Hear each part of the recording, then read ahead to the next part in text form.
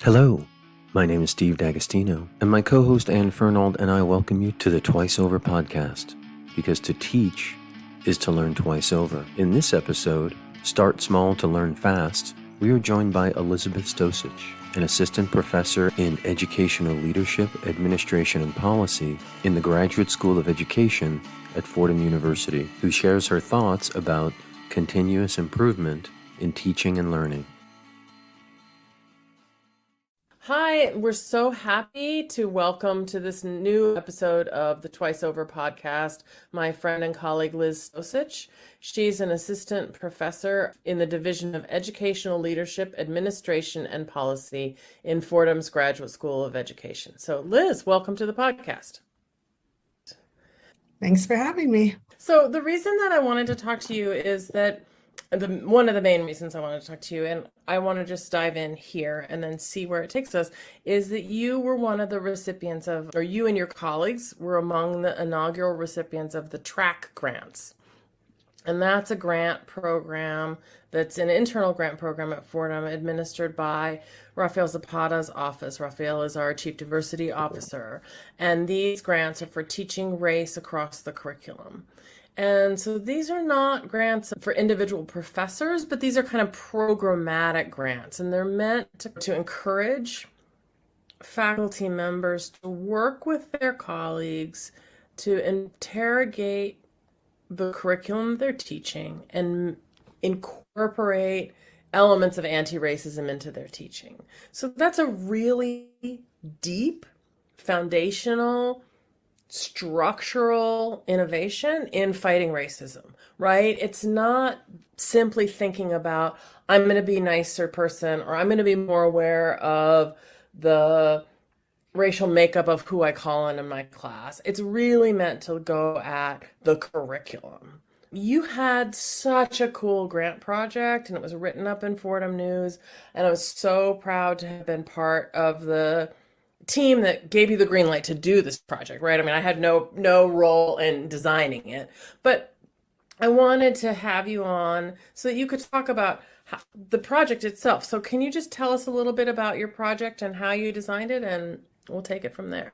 So when the TRACK initiative came out, I was really excited because I think a lot of individual faculty had been trying to better address race and racism in their courses, but without institutional support, you're typically doing it alone or at the margins. For instance, at the Graduate School of Education, we were talking some about it in our school council meeting. We're thinking about in the leadership team, but without support, it's really hard to bring people together to do this work. And so I was really excited with the TRACK initiative, as well as the design of the initiative, that you had to work with other colleagues, because I think that's part of what will help make this work, sticky, like remain in the program, because things happen. Even in our TRACK work, we were fortunate to receive funding in the first and second years. There are always changes. People leave the university or stop teaching a particular course. And so it's important to be working across faculty members, and we're also working across programs to more strongly embed this work into our particular courses as well as into programs. This is challenging long-term work, but we're really excited about some of what we've done. So just to tell you a little bit about it, in the first year, we really wanted to work with faculty across our two largest programs in the Educational Leadership Division. So that's our EDD, which is a program for advanced leaders in educational leadership, administration, and policy. So typically these leaders are principals or district leaders who are seeking to advance in their career. They have huge impact on schools and districts because they lead entire systems. And so I think that better preparing them as anti-racist leaders has great potential to better serve schools and communities. And then our Masters in School Building Leadership, which is for aspiring leaders. So these are typically teacher leaders who hope to go into the principalship, or they may already have a role as a dean or something like that in a school. And so we worked across those two programs. And so we came together as 5 faculty members, so 3 tenure track faculty members and 2 adjunct faculty members. And each of us committed to learning together. So meeting each month to what we thought was begin working on our courses from the very beginning, and then committed to making changes in our courses that would better prepare equity-focused and anti-racist leaders. So we thought of this work as equity-focused leadership as the sort of broader work that we're trying to do, but anti-racist leadership as an important particular aspect of equity-focused leadership that's necessary given the entrenched nature of race and racism in our system. Right. What we learned that first year was that we couldn't just start with our work on our courses, because we needed to develop a stronger shared understanding of what we meant by equity and what we meant by anti-racism. As tenure track faculty members, our expertise is more in research. So we brought sort of research on how people are thinking about these aspects of leadership. And our adjunct faculty are experts in the field. So they actually teach people how to do this work as part of their job. They're leading professional development, they're counseling superintendents regularly, and they've also led this work in schools themselves. And so they brought their practical wisdom. And so together we were able to bring these ideas together to better sort of start understanding what we really mean by these terms. And that's actually very much ongoing work, because on the one hand, we have in our division of educational leadership now, are we 6 full-time tenure track faculty? So that was half of our faculty was involved in that, but not all of ours. And we have a larger, group of adjunct faculty as well that haven't been involved yet. But so we really are working on developing that shared understanding. And then we each essentially made changes to our courses, particularly focused on sort of what we're asking students to do, because their major assignments are typically applying their research and theory to practice. So what are we asking them to do that demonstrates competency in anti-racist leadership, for instance? I teach a class on leading educational policy and reform in the EDD program. And so in the past, they had written a policy memo that was designed to support improvement in policy. And my goal was that it was equity-focused improvement, but that wasn't actually explicit in the directions of the assignment or how it was evaluated. And so part of the redesign of the course was including more readings on anti-racist leadership and policy. But another part was then redesigning that policy memo as a critical policy memo, where they had to do more explicit work around thinking who would be advantaged and disadvantaged by the particular policy they were promoting.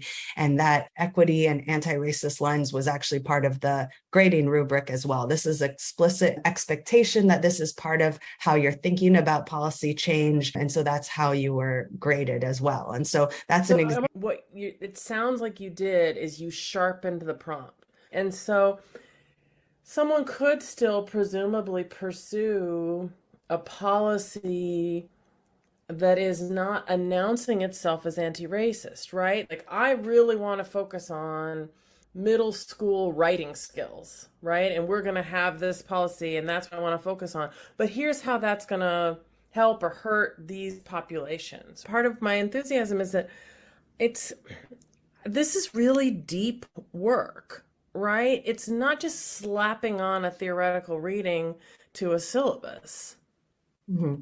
It is. And I am lucky that I have incredible students. We've developed these district partners. My colleague Terry Orr is really, really wonderful with partnerships, developing strong partnerships. The district leaders and system leaders from the DOE and some surroundings give us really critical feedback.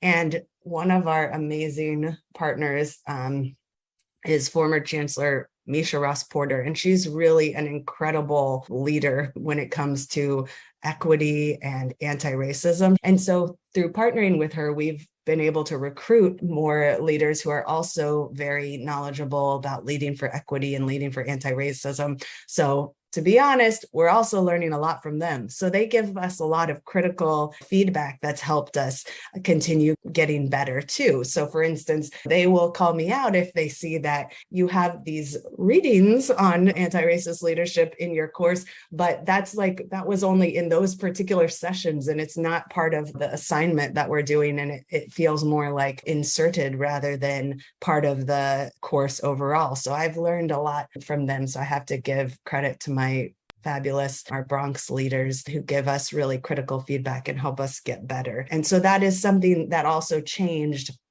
from year 1 to year 2 with the track grant, because I also got to learn from the other recipients of the track grant from other parts of Fordham. And one thing that really struck me was that some had involved students, right, in their work. And so in our second year, we came together. So we brought together additional full-time faculty who hadn't been involved in the past, as well as adjunct faculty. And then we brought students and alumni together for a day-long retreat to really reflect on both the programs, right, the program goals, and to what extent they really reflected our focus on equity and anti-racism and what would need to change for that to be more clearly embedded, as well as redesigning our courses. And so we each, as instructors, came to the retreat having revised syllabus to better support the development of equity-focused and anti-racist leaders. And then we received feedback from students and alumni about what else is needed. And we really focused on leaders in our program and graduates of our programs who had really strong expertise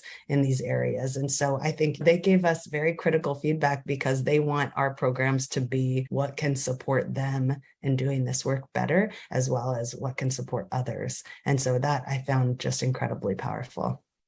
Can you share with us some of the takeaways that surprised you most about something you came in and thought, oh, surely this is going to be really effective, and to have someone say, oh, that is a terrible idea, it doesn't work, or anything like that? I definitely think we're still trying to figure out what works. I mean, I knew this was long-term work, but I guess on the one hand, it makes sense. But on the other hand, sometimes it can be a bit overwhelming just how long-term of work this is, right? Because we still are working on our definitions of equity and anti-racism.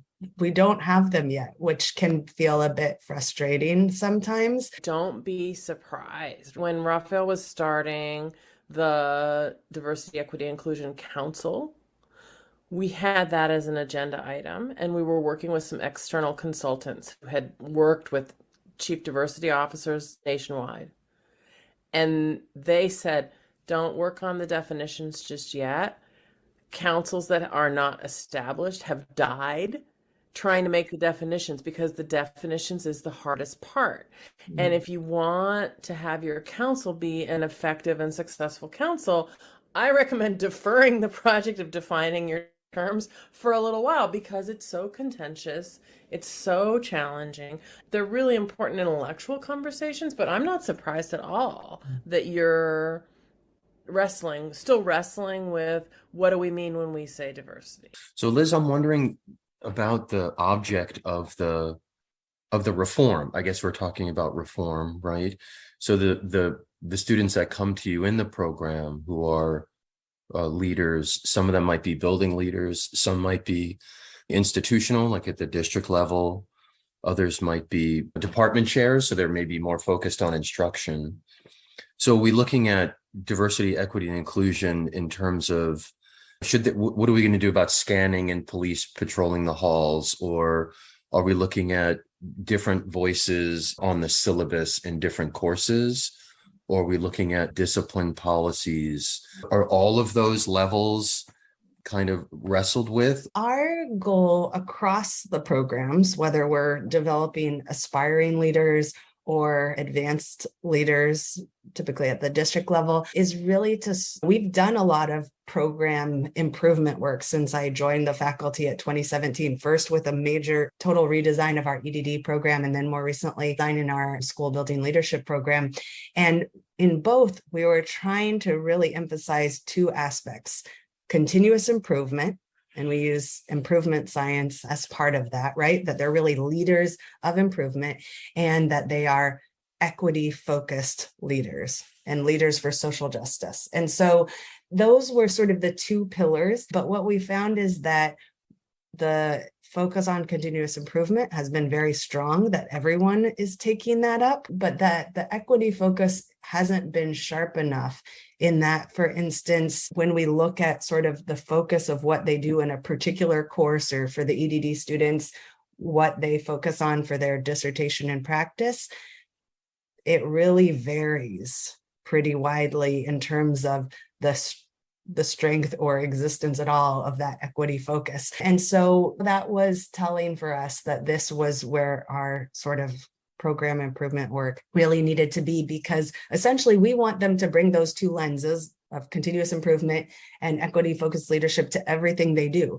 So in the programs, they really are being developed in terms of developing these lenses as a leader, but also in terms of these different important areas of leadership. So one would be teaching and learning, right? So if you're leading instructional improvement, which is one of my areas, then when you identify a challenge of student learning, you need to be bringing that equity lens, bringing that anti-racist lens to really think about what are the opportunities, what are the outcomes, what is the opportunity to develop and connect to their own identity as part of a core aspect of learning, right? What are the opportunities to rethink power dimensions, right, in terms of teaching and learning? So really, whether it's that or they're thinking about leading organizational change, and maybe there's a discipline issue that they're addressing, again, they'd be bringing those two lenses of continuous improvement and equity-focused leadership. So it really is, the expectation is they're bringing sort of those lenses to everything that they do. You said something really interesting, improvement science, which jumped out to me. Can you talk a little bit about what that is?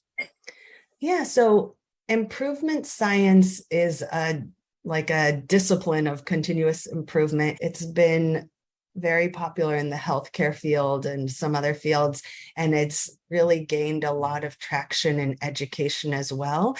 And, you know, on the one hand, it's very of the moment, and on the other hand, it builds on a very long tradition of action research and other design-based implementation research practice partnerships, a lot of approaches to continuous improvement. But we found it very helpful because it really brings this sort of this systematic approach, this disciplined approach to improvement work in education. And so we found that really helpful. And we've also been part of this initiative from Carnegie Foundation, focused on improvement leadership and development. So this iLead initiative. And so that's been helpful for us because it's allowed us to do our program redesign, do our program improvement work together with, it's supported our partnership with district leaders in the area, but also we come together regularly with other university district partnerships and help provide each other support and feedback in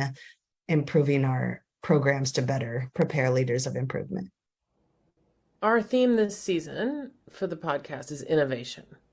And I really think that these track grants represent an opportunity for innovation. And I'm just wondering, when you think about improvement science, when you think about what you're trying to do in your own work on your particular track grant, when you think about the track grant program overall, how do you think about that work and the equity work in terms of innovation?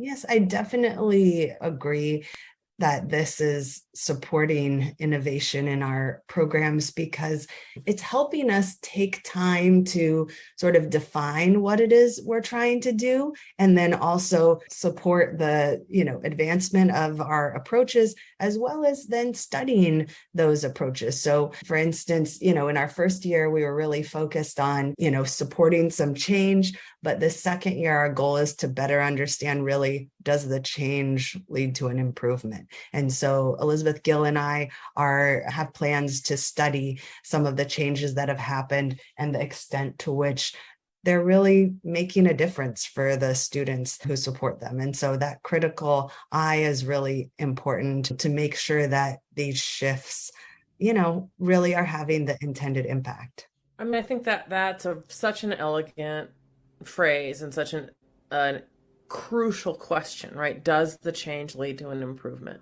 We can change all we want, right? And the in some ways the change is the easy part, right? If you've made a decision to continuously improve, you could window dress that and say, here's the change, right? And you can call change improvement, but change and improvement are not synonyms. Mm-hmm.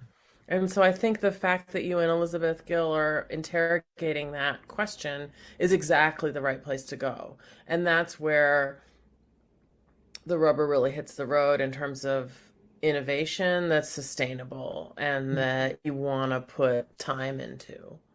We've been looking at innovation through the kind of a technological lens, right? The integration of technology into teaching and learning. These seem really clear to be changes, obviously, because something exists that didn't exist before. Now we're confronted with this software object or hardware in our practice, and we're teaching with it. Right. So that's an innovation. But I really like this idea of determining, okay, are things better now because of this? And also, like, when do you know? Like, how can you make that determination?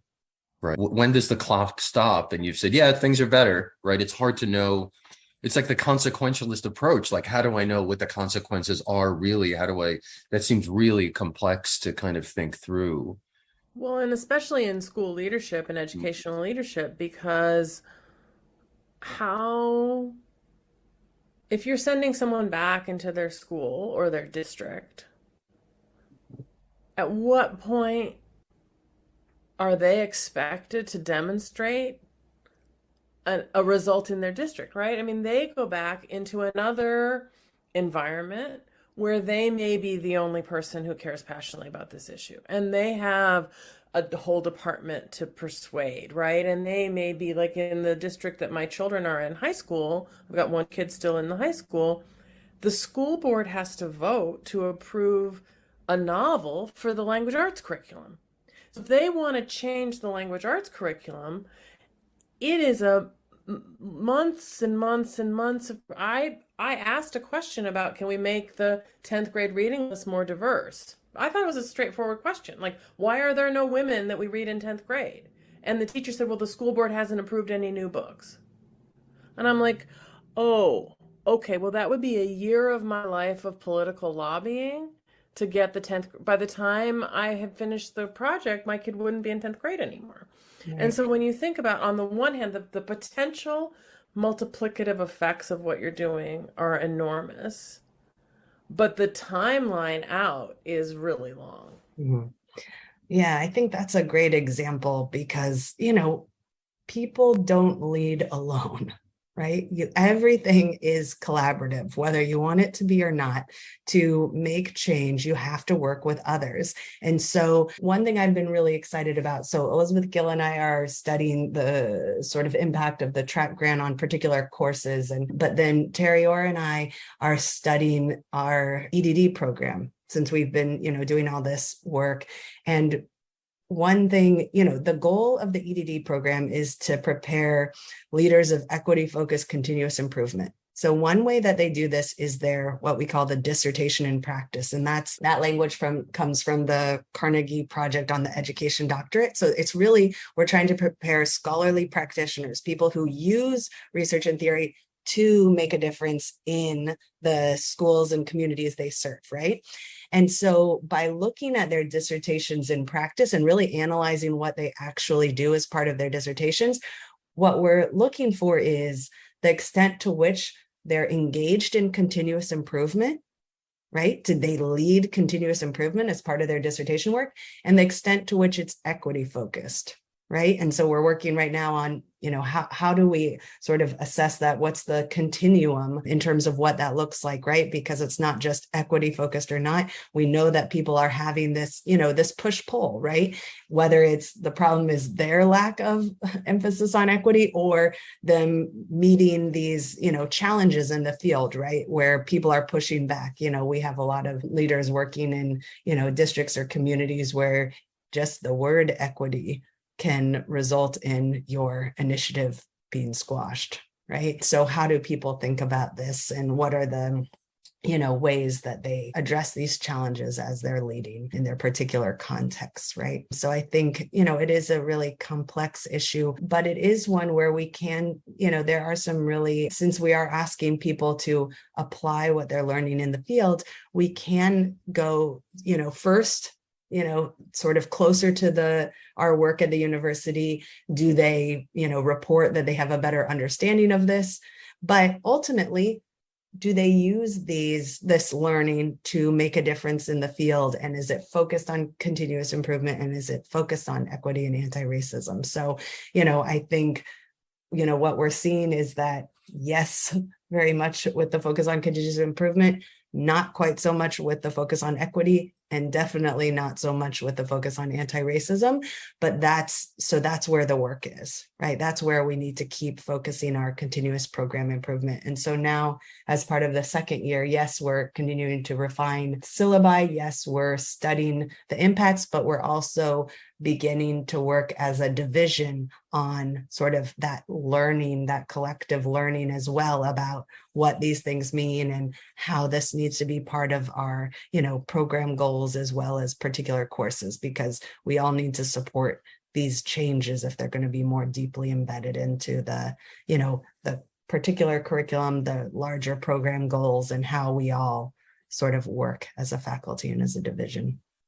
Yeah, I think that's why it seems to me that defining the terms is helpful, because I would imagine a lot of the initial responses, well, I'm already equitable in my in my practices, right?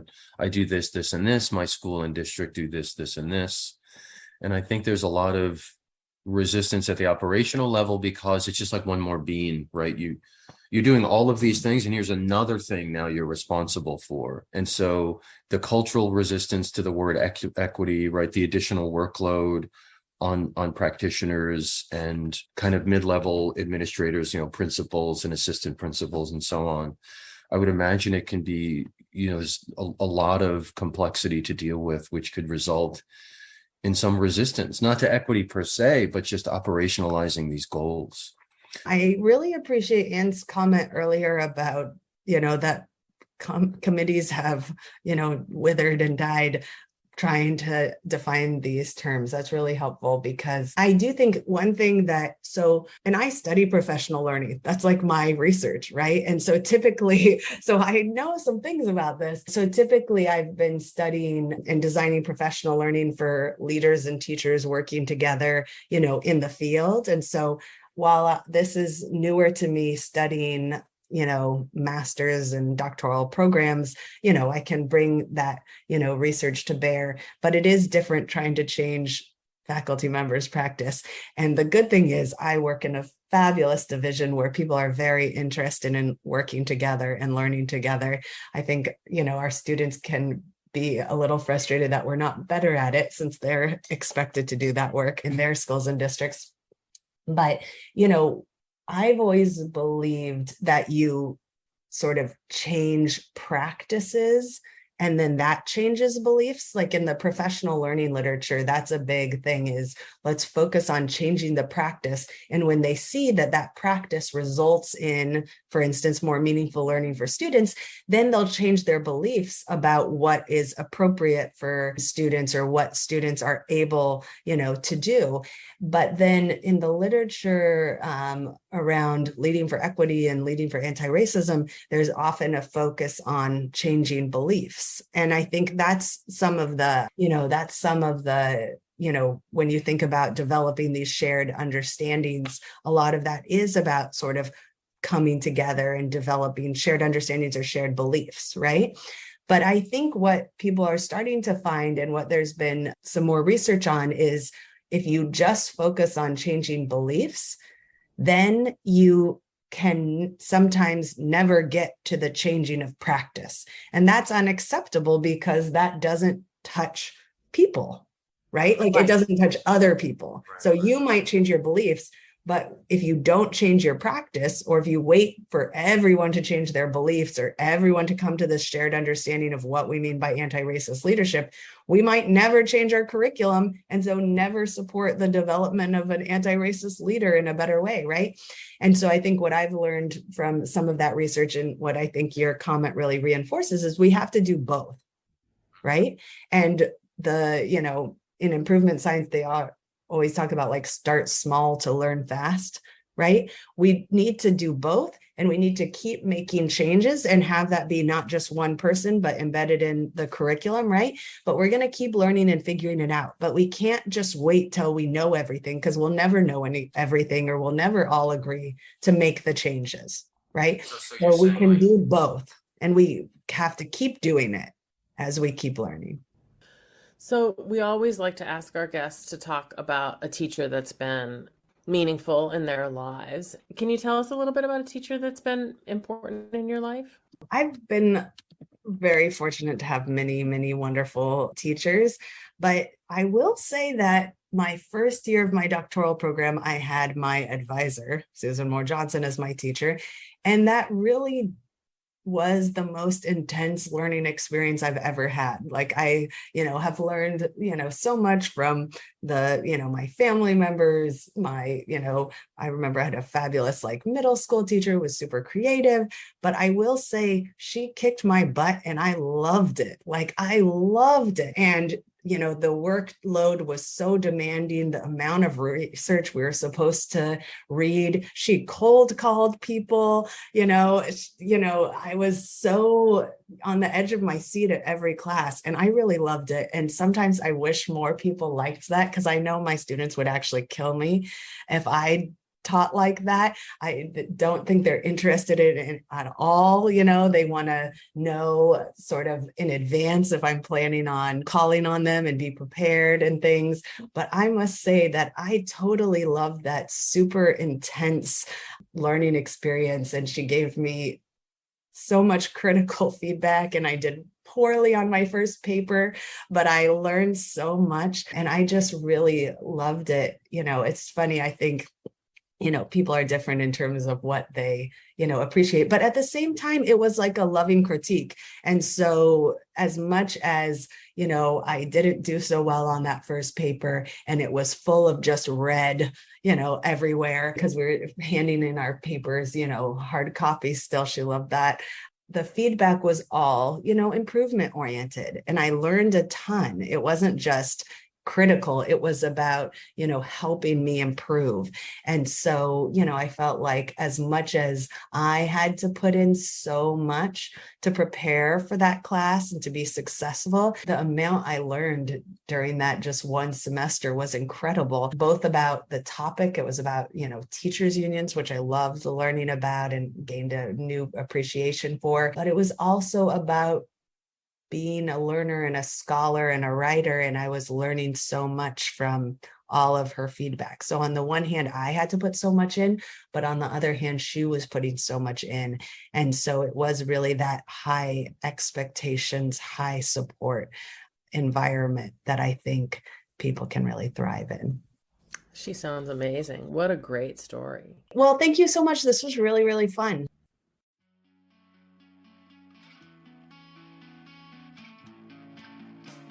Twice Over Podcast is available on Apple Podcasts, SoundCloud, Stitcher, and Spotify, with new episodes appearing each week. For host and guest bios and show notes, please visit our website, twiceoverpodcast.com. You can email us at twiceoverpodcast@gmail.com. Thanks so much for listening.